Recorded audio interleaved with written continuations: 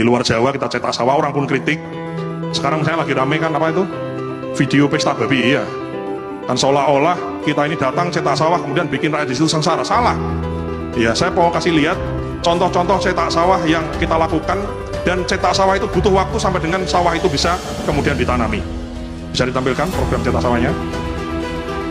Ini adalah contoh cetak sawah yang cetak sawah yang lampau yang sudah terjadi dan kemudian hasilnya itu.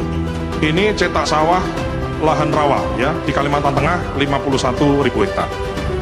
Ya tadinya rawa begitu, nggak bisa ditanami. Kemudian kita lakukan optimalisasi lahan cetak sawah, kemudian 51.000 bisa sekarang ditanami. Ini adalah contoh cetak sawah di Wanam di Papua Selatan. Jadi memang daerahnya daerah berawa, Pak Menteri. Daerah berawa, kalaupun ada pohonnya itu kecil-kecil gitu loh. Jadi memang menanam padi itu yang susah bukan bibitnya, bukan pupuknya, bukan pestisidanya, bukan.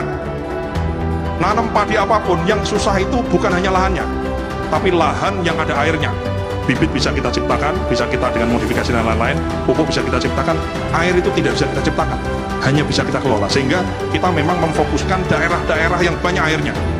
Ini contoh di Papua Selatan ya, di Kurik gitu ya, di Merauke, dulunya rawa.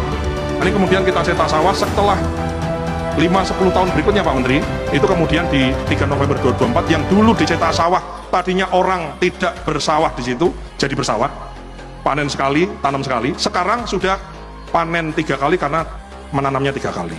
Jadi mohon maaf, dengan segala hormat, kita hormat sama semua kritik yang dialamatkan kepada pemerintah, khususnya kami di Kementerian Pertanian.